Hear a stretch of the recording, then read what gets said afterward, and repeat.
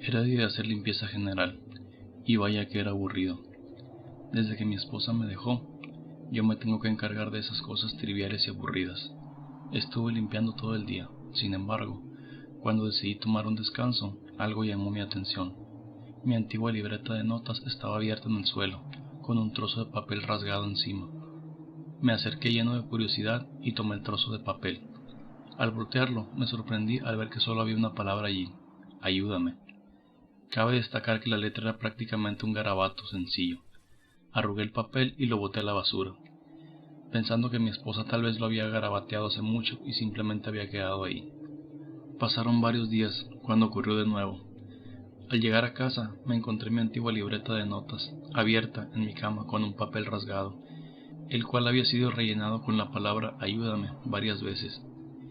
Esta vez, un poco asustado y confundido, decidí romper aquel papel y guardar mi libreta en lo más profundo del closet. Sin embargo, las cosas no pararon ahí. A pesar de mis intentos, al despertarme en la mañana encontré la misma libreta abierta sobre mi tostadora, con la frase por favor no me ignores.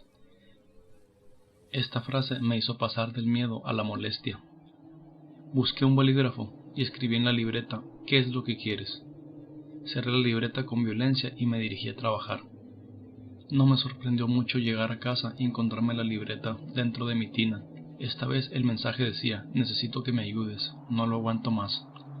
Eso despertó mi interés y a la vez una gran cantidad de preguntas.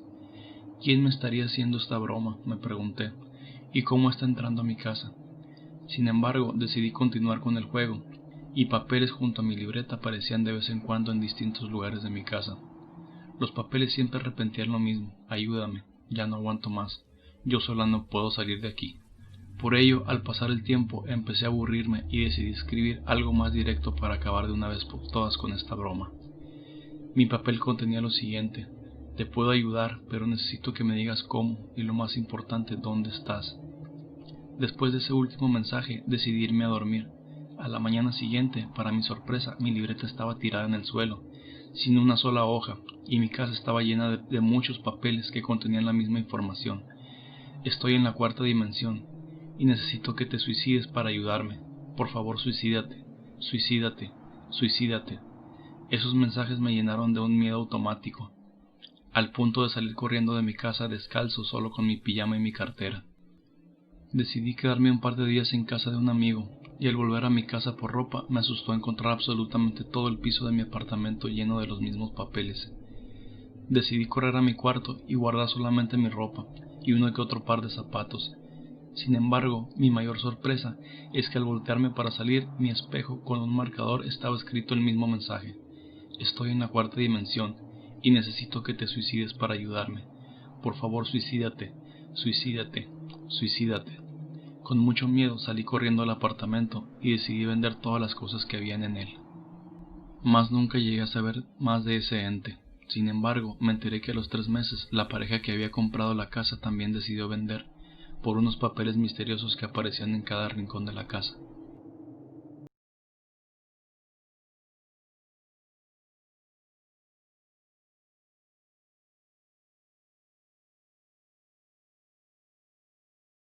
Pequeño pueblo con muchas creencias, mitos y leyendas. Nunca había prestado mucha atención a ninguna, pues no creía en nada sobrenatural. Siempre soñó con irse a la gran ciudad y alejarse de ese pequeño pueblo, en donde los chismes eran los únicos temas del día. Felipe se había casado hace varios años con una joven muy linda, a la que conoció desde niños. El problema era que Felipe nunca quiso casarse, era un hombre muy mujeriego, pero luego de convencer a esta joven para dormir juntos, ésta había quedado embarazada, por lo que fue obligado a casarse. Unos meses después, la chica perdió a la criatura y Felipe quedó atrapado en un matrimonio que nunca quiso. Aunque su esposa lo amaba, atendía y siempre estaba con él, Felipe iba de mujer en mujer. Tenía varias amantes y siempre estaba al acecho de cualquier dama. Era también cliente asiduo del burdel del pueblo. Felipe iba todos los días hasta la ciudad más cercana a vender los frutos que recogía en el campo. Casi siempre se encontraba con alguna mujer indefensa y regresaba muy tarde en la noche, manejando por los caminos oscuros y desolados que iban hasta este pueblo. Un día, el reloj de su camioneta marcaba las 12:59 de la mañana, mientras iba de regreso al pueblo. Al momento exacto en que su reloj marcó la 1 de la mañana, vio a un lado de la carretera a una mujer vestida por completo de blanco, caminando con la cabeza agachada. Felipe inmediatamente se paró, pensando que podía pasar un buen rato con esta chica. Felipe comenzó a engatusarla y le puso una mano en su muslo, el cual estaba extremadamente muy frío, por lo que ofreció hacerla entrar en calor. La joven se le quedó viendo con su mano donde estaba el anillo de matrimonio y le dijo: «Oh, eres casado». Lo miró con su cara tan blanca como un papel y luego le dijo: «Por ser infiel estás marcado, sufrirás por tu traición». Felipe la miró un poco asustado, pero cuando volteó hacia el asiento del pasajero no había nadie. Miró a todos lados asustado y de pronto, cuando vio hacia el frente, en medio de la carretera, a escasos metros de él, estaba la joven.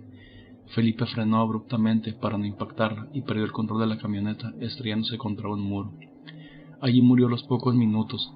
Lo último que vio fue la dama de blanco ofrecerle su mano. Desde entonces, en el pueblo se dice que a todos los hombres infieles los persigue la dama de blanco, quien después de descubrir a su esposo con su amiga salió a la calle y fue atropellada en medio de la carretera exactamente a la 1 de la mañana. Su conductor se dio a la fuga.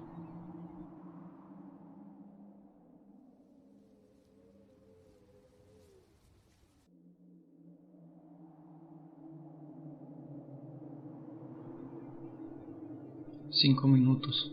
Con esa frase tan corta y simple empezaron a surgir mis peores miedos. Seguramente se estarán preguntando por qué. Déjenme contarles. Siempre he sido amante de los cuentos, los juegos y todo aquello que involucra el mundo oscuro y tenebroso, al que la gente le tiene tanto miedo. Cuando tenía aproximadamente 14 años, empecé a disfrutar de este mundo. Empecé jugando esos juegos famosos tales como Bloody Mary, el juego de las escaleras, el de las escondidas con un peluche intentando matarte, y el típico de la vela, el demonio que te matará si dejas que se apague, entre muchos otros. Sinceramente amaba todos esos juegos, y la gran mezcla de terror y emoción que me provocaban al jugarlos. Sin embargo, todos al final eran lo mismo, un fraude. Incluso después de un tiempo de jugar todos estos juegos, decidí probar algo más arriesgado, la Ouija. A pesar de todos los argumentos que he oído a lo largo de mi corta vida, por mis padres, mis abuelos, mis tíos, mis primos, mis amigos, entre otros, decidí darle una oportunidad. Todo empezó normalmente, con mucha expectativa y nada de acción, por lo que en un arranque de rabia simplemente grité: «Si hay alguien aquí, haga contacto». ¿O será que eres un espíritu miedoso? El tablero empezó a temblar, y a su vez el óculo se empezó a mover hasta formar la palabra «pregunten». Hicimos gran cantidad de preguntas, nos asustamos con algunas y nos aburrimos con otras. Sin embargo, sin haber preguntado nada, el óculo se movió a lo largo del tablero escribiendo la frase 5 minutos. Posteriormente se empezó a mover violentamente, salió volando del lugar. Desde ese momento todo comenzó a ir de mal en peor.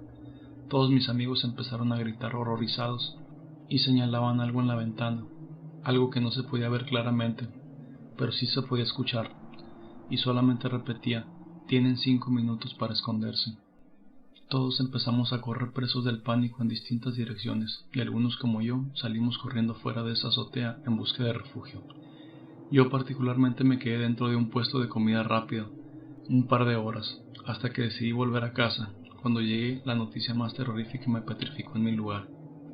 En el televisor se veían reflejadas las fotos de 3 de los 7 chicos que jugaron esa noche conmigo, asesinados horriblemente con la frase 5 minutos en su pecho. A lo largo de toda la noche recibí llamadas de mis compañeros diciendo que la criatura vino por ellos, que los ayudara, que los encontraría. No pude hacer nada. Varias veces estuve en presencia de esta criatura durante 8 días. No sé qué ha pasado con el resto de los chicos, si están muertos o lograron escapar. Solo sé que yo ya no soporto estar huyendo, cada par de horas de un lugar a otro con el miedo presente en cada escondite. Yo decidí rendirme. Estas serían mis últimas palabras que puedo escribir en 5 minutos.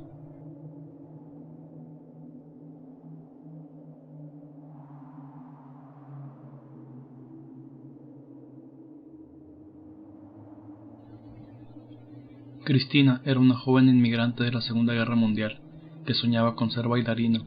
Se escapaba todas las tardes por el balcón de su casa hacia el teatro municipal de aquella pequeña ciudad. Su pasión por el ballet era infinita. y cada vez de que se hablaba del tema en las tertulias de las grandes familias de alta sociedad dejaba ver su interés y sus conocimientos sobre la materia. Su padre estaba en una de las peores crisis familiares a nivel económico. Un buen día ofreció a su hija como mercancía a un terrateniente dueño de grandes tierras, esclavos y embarcaciones que se transportaba mercancía a Europa. Tenía negocios prósperos y podía asegurar el futuro de su familia.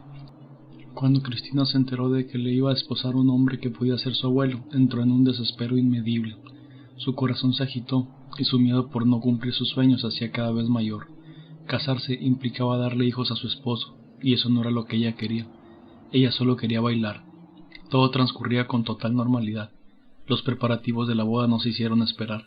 Cristina accedió con total disposición a casarse con su comprador, pero de regalo le pidió a su padre una función privada de ballet.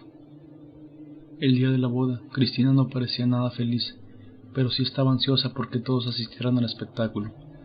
Cuando inició el montaje, Cristina se retiró por unos segundos de las butacas principales y se dirigió a los camerinos.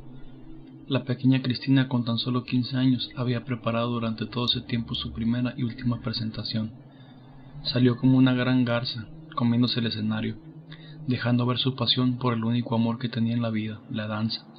En un momento de tensión, siguiendo de una de las estructuras que subían en tramoya, y antes de que sonara la última melodía, se lanzó desde más de 15 metros de altura, perdiendo la vida en ese mismo instante.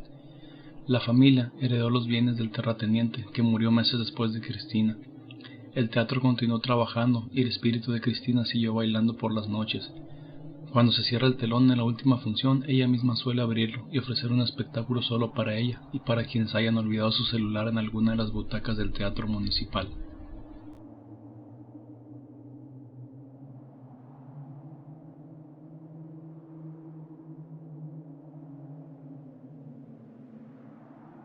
Luis se encontraba muy feliz.